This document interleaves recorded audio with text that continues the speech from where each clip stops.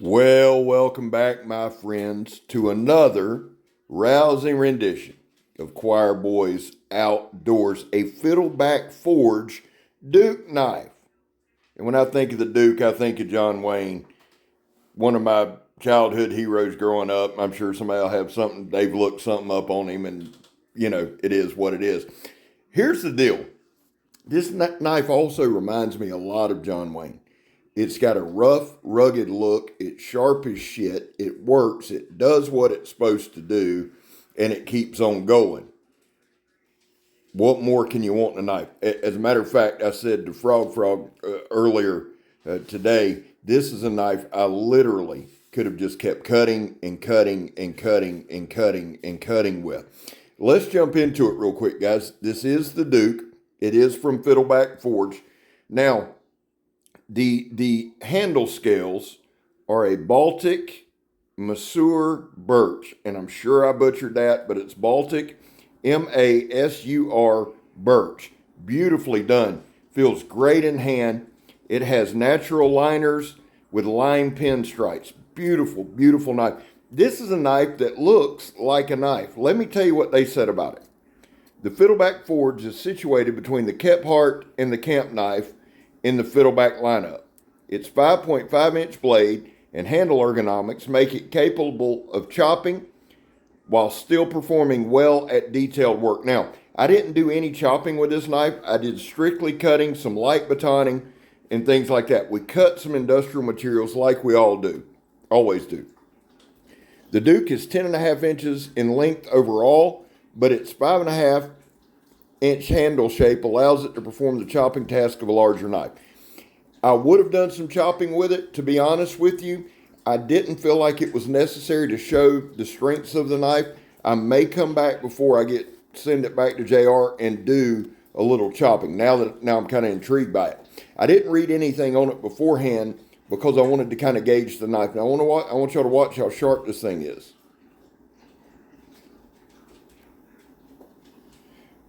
That's that reinforced sandblast hose. It went through it like it was nothing. It went through 2 of those ratchet straps like they were nothing. I did a short with it like it was nothing. So this knife has cut probably for 3 or 4 hours today. I've said this several times already, but the blade length's 5.5 inches. The overall length's 10.5 inches.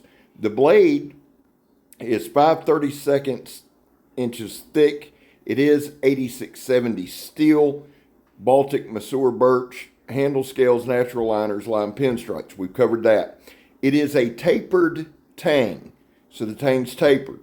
It has a convex cutting edge. This is one of the sharpest knives I've gotten in. Now, this is the third of the Fiddleback Forges, third or fourth. And this thing is just like the others. It's wicked sharp. It performs.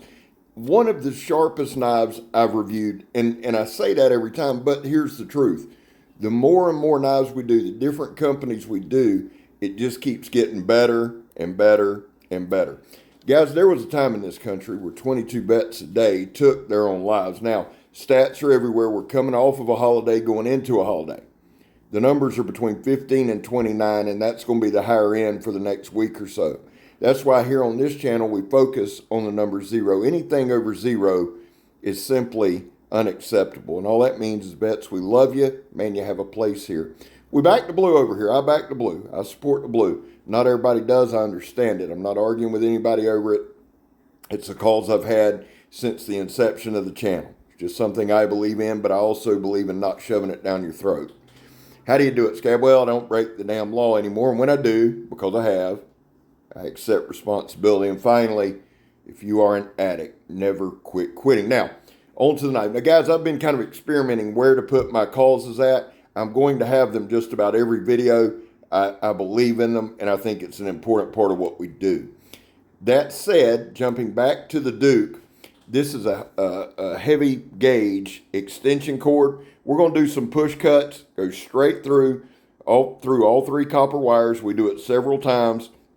And then we do a little wire stripping. I try to incorporate things, if you're new here, I try to incorporate things that I actually have used a knife for in the past at work. Stripping wire is one of them.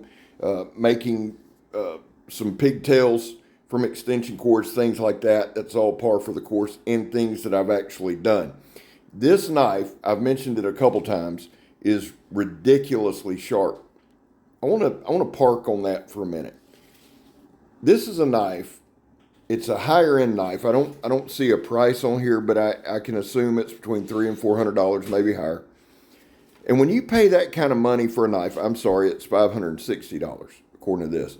When you pay that kind of money for a knife, the details need to be there. They just do. Sharpness is a detail that needs to be there. You can see that polished edge, beautifully done. But guys, it needs to be there. You're not paying that kind of money to have to sharpen a knife. And Fiddleback Forge nails it. They've nailed it on every knife I've reviewed from them. Hopefully I'll get to do more because they're fun. And I'll be honest with you, when you get a sharp knife, it's a lot easier to review. It makes the knife look better. It makes the knife manufacturer look better. It makes old Scabber look better. It just makes the review go smoother. This is a cutting machine. Now, I'm going to be quiet for a minute and let you just kind of watch it work right here.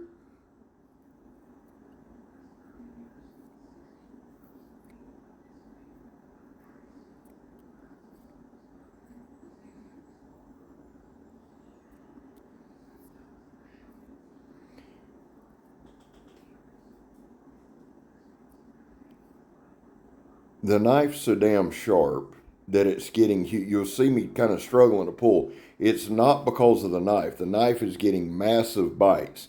Instead of getting just small feathers, it got bigger pieces, and instead of fighting it, I just let it do it. This thing is an absolute workhorse, and it stabs really well too. And I know that, the ergonomics lend to that.